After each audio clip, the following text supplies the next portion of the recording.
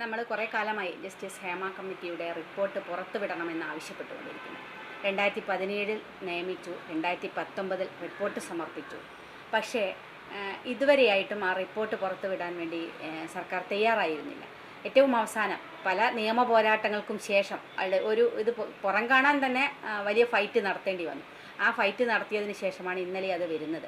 അപ്പം നമ്മൾ വരുന്നതിന് മുന്നേ ഉണ്ടായിരുന്ന നമ്മുടെ പ്രതീക്ഷയിലുണ്ടായിരുന്ന കാര്യങ്ങളെക്കാൾ അപ്പുറം ഞെട്ടിക്കുന്ന വെളിപ്പെടുത്തലുകളാണ് സത്യത്തിൽ ഇന്നലെ ആ റിപ്പോർട്ടിൽ നമുക്ക് കാണാൻ സാധിച്ചത്. ആ റിപ്പോർട്ടിൽ പറയുന്ന പല വിവരങ്ങളും സിനിമാ മേഖലയിൽ ആ സ്ത്രീകൾ അനുഭവിക്കുന്ന, അല്ലെങ്കിൽ ചില പുരുഷന്മാരുൾപ്പെടെ അനുഭവിക്കുന്ന ഏറ്റവും പ്രയാസകരമായ ചില കാര്യങ്ങൾ ആണ് അതിനകത്ത് ഉണ്ട് എന്നുള്ളത്. അത് വളരെ പ്രധാനപ്പെട്ടതാണ്, വളരെ ഗൗരവമുള്ളതാണ്. പക്ഷേ ആ റിപ്പോർട്ട് പുറത്തു വന്നതിന് ശേഷം നമ്മളതിൽ കേൾക്കുന്ന കാര്യങ്ങളും അതിനേക്കാളും ഞെട്ടിപ്പിക്കുന്ന മറ്റൊരു വസ്തുത കാണാൻ സാധിച്ചത്, മറ്റൊരു പ്രയാസം എന്ന് പറയുന്നത്, അല്ലെങ്കിൽ ഞെട്ടിപ്പിക്കുന്ന വിവരം എന്ന് പറയുന്നത്, ഈ റിപ്പോർട്ട് വെച്ചിട്ട് 4.5 വർഷം കഴിഞ്ഞു. 4 വർഷവും 7 മാസവും കഴിഞ്ഞു. ഇതൊരു ക്രിമിനൽ കുറ്റം ഉൾപ്പെടെയുള്ള ക്രിമിനൽ കുറ്റം നടത്തിയതിൻ്റെ എല്ലാ തെളിവുകളും ഉൾപ്പെടെ സർക്കാരിൻ്റെ കൈവശം ഇരിക്കുകയാണ്. പക്ഷേ ആ കൈവശം ഇരുന്ന രേഖകൾ ഒന്ന് പരിശോധിക്കാനോ അതിൻ്റെ പേരിൽ മറ്റ് നടപടികൾ എടുക്കാനോ സർക്കാർ ഇതുവരെ തയ്യാറായില്ല എന്നുള്ളതും കൂടി വളരെ ഞെട്ടലുളവാക്കുന്നൊരു കാര്യമാണ്. അപ്പോൾ ഇതിനകത്ത് പറയുന്ന പവർഫുൾ മേനേഴ്സിനെ രക്ഷിക്കാൻ വേണ്ടിയാണോ, അതല്ല എന്തിനു വേണ്ടിയാണ് സർക്കാർ ഇതിനകത്ത് മറ്റൊരു നടപടിയും എടുക്കാതെ പോയത് എന്ന ചോദ്യം വളരെ ഗൗരവമുള്ളതാണ് എന്നാണ് ഞാൻ വിചാരിക്കുന്നത്.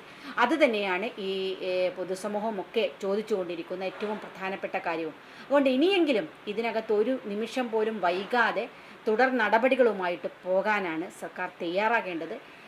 സർക്കാർ പറഞ്ഞത് കോൺക്ലേവോ മറ്റ് ചില പൊടിക്കൈകളൊക്കെ കേൾക്കുന്നുണ്ട്. അതൊക്കെ കണ്ണിൽ പൊടിയാനുള്ള ചില മാർഗങ്ങൾ മാത്രമായിട്ടാണ് ഞാനതിനെ കാണുന്നത്. വളരെ ഗൗരവമായിട്ട് ഇതിനകത്ത് പഠിച്ച്, സർക്കാർ ഇതുവരെ ആ റിപ്പോർട്ട് പഠിച്ചിട്ടില്ല എന്നാണ് ഞാൻ മനസ്സിലാക്കുന്നത്. എന്തിനാണ് ഇത്രയും പൈസ ചിലവാക്കി ഇങ്ങനെയൊരു കമ്മീഷനെ നിയമിച്ച് റിപ്പോർട്ട് ഉണ്ടാക്കിയത്? ആ റിപ്പോർട്ട് സർക്കാരിൻ്റെ കയ്യിൽ കിട്ടിയാൽ ഒരു പരിശോധന നടത്തണ്ടേ? ഇതിനകത്ത് ഇത്തരം കാര്യങ്ങളുണ്ടെങ്കിൽ അതിൻ്റെ അടുത്ത നടപടികളുമായിട്ട് മുന്നോട്ട് പോകേണ്ടേ? അതൊന്നും ചെയ്യാതെ ഈ മേഖലയിലുള്ള സ്ത്രീകളുടെ കൂടെ, ഇരകളുടെ കൂടെയാണ് ഞങ്ങൾ ഇന്ന് പറയുകയും പക്ഷേ വേട്ടക്കാരനൊപ്പം തന്നെ നിൽക്കുകയും എന്ന് പ്രൂവ് ചെയ്യുകയാണ് ഇപ്പോഴും ചെയ്തിരിക്കുന്നത്. അതുകൊണ്ട് ഇനിയും ഇതിനകത്തൊരു കാലതാമസം ഉണ്ടാകരുത്. ഇപ്പോൾ ഇതിൽ പ്രധാനമായിട്ട് പറയേണ്ട മറ്റൊരു കാര്യം, ഈ നിയമ പോരാട്ടം നടത്തിയ WCCയിലെ അംഗങ്ങളെ ഹൃദയത്തോട് ചേർത്ത് വെച്ച് അഭിവാദ്യം ചെയ്യുകയാണ്. ആദ്യം തന്നെ അവരുടെ എല്ലാ പോരാട്ടങ്ങൾക്കും ഇനിയും ഒപ്പമുണ്ടാകും എന്നുകൂടി സൂചിപ്പിക്കുകയാണ്. ഈ റിപ്പോർട്ട് പുറത്തുവിടാൻ വേണ്ടി നിയമസഭയിൽ ഉൾപ്പെടെ നിരവധി പ്രാവശ്യം നമ്മൾ ആവശ്യപ്പെട്ടതാണ്. ഒരു പ്രാവശ്യവും ഒന്നല്ല, സബ്മിഷനായി അവതരിപ്പിച്ചു. കിട്ടിയ അവസരങ്ങളിലൊക്കെ റിപ്പോർട്ട് പുറത്തുവിടണമെന്നാണ് ആവശ്യപ്പെട്ടത്. പക്ഷേ അന്നേരം ഒന്നും നടപടി എടുക്കാൻ സർക്കാർ തയ്യാറായില്ല. അപ്പോഴും പറഞ്ഞത് 2022 ഞങ്ങൾ ഈ നിയമസഭയിൽ സബ്മിഷൻ ഞാൻ അവതരിപ്പിക്കുന്ന സമയത്ത് അന്ന് സർക്കാർ സഭയിൽ തന്ന ഉറപ്പ്, ബഹുമാനപ്പെട്ട മന്ത്രി തന്ന ഉറപ്പ്, അടുത്ത സഭാ നടപടികൾക്ക് മുന്നായിട്ട് ഇതിൻ്റെ ഒരു നിയമനിർമ്മാണം നടത്തുമെന്നാണ്. പക്ഷെ ഒരു നീക്കവും സർക്കാരിന്റെ ഭാഗത്തുനിന്നുണ്ടായില്ല. നിയമനിർമ്മാണം നടത്തിയില്ല. ഇതിൽ പറഞ്ഞിട്ടുണ്ട്, പോക്സോ കേസ് അടക്കമുള്ള ഒരു റിപ്പോർട്ട് വായിക്കാൻ ഇതുവരെയും സമയം കിട്ടിയില്ലെന്നാണ് മന്ത്രി പറഞ്ഞത്. ആഭ്യന്തര വകുപ്പിന് ചുമതലയുള്ള മുഖ്യമന്ത്രിയുടെ മുന്നിലാണ് റിപ്പോർട്ട് എത്തിയത്. സ്വാഭാവികമായും കേസെടുത്ത് അന്വേഷണം നടത്തേണ്ട വിഷയമില്ല. ഒരു പോക്സോ കേസ് നമ്മൾ അറിഞ്ഞിട്ടുണ്ടെങ്കിൽ അത് മറച്ചു വെക്കുക എന്ന് പറഞ്ഞാൽ അത് സാധാരണ നിലയിൽ ആ മറച്ചു വെക്കുന്ന ആൾക്കെതിരെ പോലും കേസെടുക്കാൻ പറ്റുന്ന വിഷയമാണ്. അപ്പോൾ അങ്ങനെയുള്ളൊരു വിഷയം സർക്കാരിൻ്റെ മുന്നിൽ റിപ്പോർട്ടായിട്ടിരിക്കുമ്പോഴും എന്തുകൊണ്ട് കേസെടുക്കുന്നില്ല എന്നൊരു ചോദ്യം.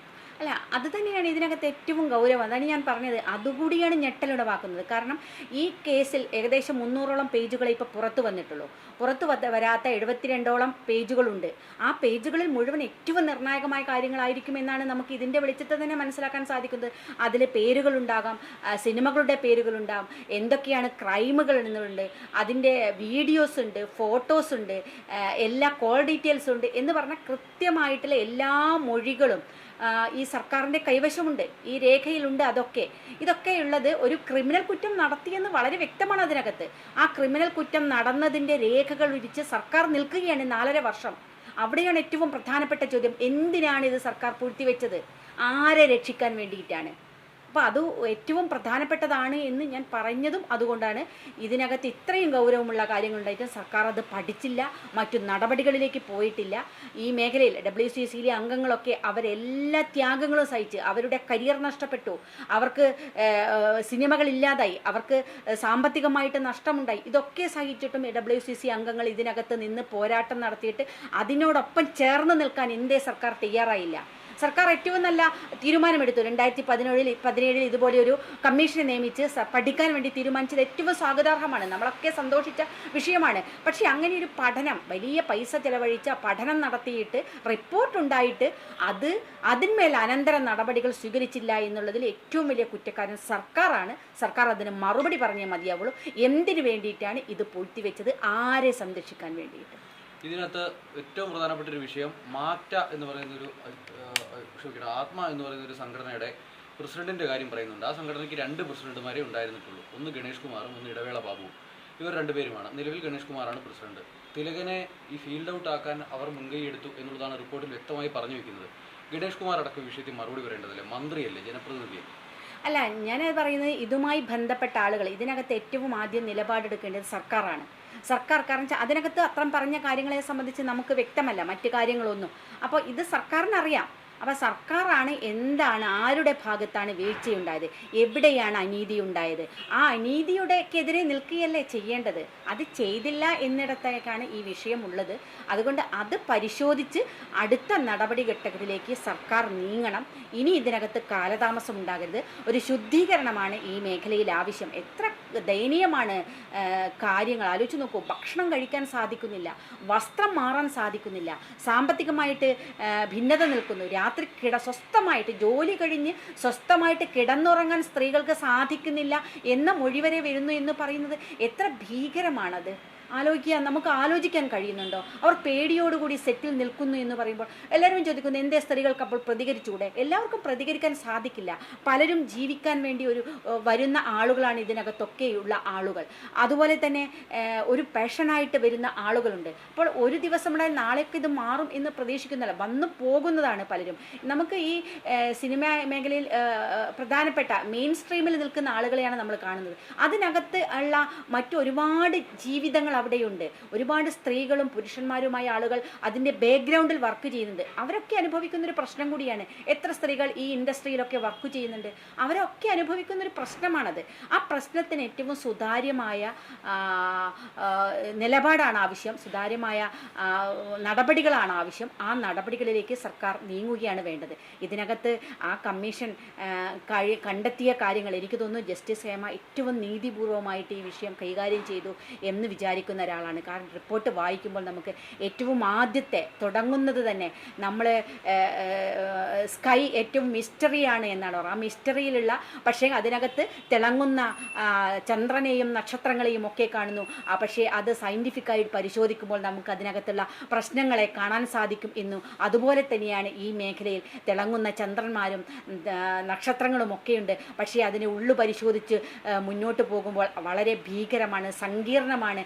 മേഘങ്ങൾ കാർമേഘം മൂടിയ ഇതാണ് എന്നതാണ് അതിനകത്ത് പറഞ്ഞു വെക്കുന്നത്. അപ്പോൾ എത്രമാത്രം ഭീകരമാണ് ആ വിഷയങ്ങളെന്ന് അവർ പഠിച്ചിട്ടുണ്ട്. അതാണ് അതിൻ്റെ പുറത്ത് പോലും നമുക്ക് കാണാൻ സാധിക്കുന്നത്.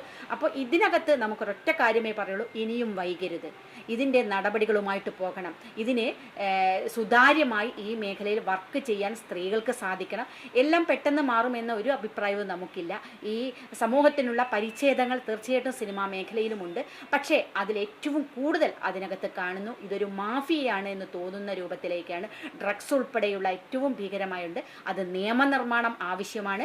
അതിനകത്ത് ഏറ്റവും കോൺക്ലേവും ഒന്നുമല്ല ആവശ്യം. ഇതിൻ്റെ ഇരകളാക്കപ്പെട്ട ആളുകളെ അതുപോലെ WCC ഒക്കെ വിളിച്ച് ചർച്ച ചെയ്ത് എന്താണ് അടുത്ത ഘട്ടം എന്നുള്ളത് ഏറ്റവും ശക്തമായ തീരുമാനം സർക്കാരിൻ്റെ ഭാഗത്തുനിന്നുണ്ടാകണം. ഇനി ഒരു നിമിഷം പോലും ഈ വിഷയത്തിൽ അമാന്തമുണ്ടാകരുത് എന്നതാണ് നമുക്കൊക്കെ ആവശ്യപ്പെടാനുള്ളത്. ഇനിയും അങ്ങനെയാണെങ്കിൽ തീർച്ചയായിട്ടും പ്രക്ഷോഭങ്ങളുമായിട്ട് പോകേണ്ടി വരും.